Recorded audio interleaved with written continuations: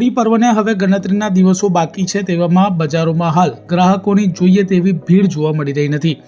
શનિ રવિની રજામાં ઘરાકી નીકળે તેવી આશા ધાણી ખજૂર વેચતા વેપારીઓને છે. હાલ બજારમાં જોઈએ તેવી ઘરાકી નીકળી નથી. હોળી પ્રજ્વલિત કર્યા બાદ તેમાં ધાણી ખજૂર ચણા હોમવામાં આવે છે. બજારોમાં હાલ ધાણી ખજૂરના મોટા વેપારીઓ છે, જેઓના જણાવ્યા અનુસાર આ વર્ષે ભાવમાં કોઈ ખાસ ફેરફાર થયો નથી. ધાણીના ભાવમાં કોઈ ફેરફાર નથી. ખજૂરના ભાવમાં 5 થી 10 રૂપિયાનો વધારો થયો છે. ચણાના ભાવ પણ યથાવત છે, તેમાં પણ કોઈ મોટો ફેરફાર નથી થયો.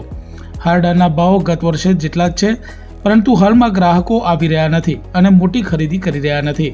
ત્યારે હવે રજાના દિવસોમાં ઘરાકી નીકળે તેવી આશાવાદ વેપારીઓ સેવી રહ્યા છે.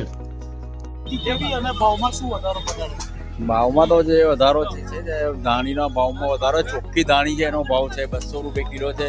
જુવાર ધાણી 160 રૂપિયા કિલો, ચના બી 160 રૂપિયા કિલો. ચના લમસમ આ જ ભાવ રહે છે. ઘરાકી તો ઠીક છે, હવે ઘરાકી બહુ નહીં. દર વખતે ઘરાકીનો તો તકલીફ હોય છે, કારણ કે 25% 50% ધંધાના લીધે ઘરાકી હોય નહીં હોતી, કારણ કે ધંધા વધે પ્લસ કે મોંઘવારીના લીધે. સર તો ખરી ને, ખજૂર બી 60 રૂપિયાનું 500 છે, કારું ખજૂર 80 રૂપિયાનું 500 છે, 50 રૂપિયાનું 500 છે, એવું છે ખજૂરનું બી. દીપકભાઈ ધવલ ચુનારા. અત્યારે લગીન તો સારી છે, આવનારા સમયમાં જોઈએ ગળાકી કેવી નીકળે છે. આ ફેરી ખજૂરના ભાવમાં વધારો છે, માલની અછત હોવાના કારણે ખજૂરના ભાવ હાઈ છે. ગ્રાહકો પર પડી છે. પહેલા કિલો લેતા હતા એની જગ્યાએ 500 ગ્રામ લે છે અત્યારે.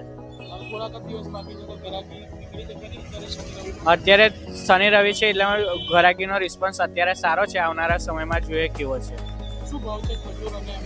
અત્યારે એક ખજૂર છે 80 ના ભાવની છે, 100 રૂપિયાના ભાવની છે.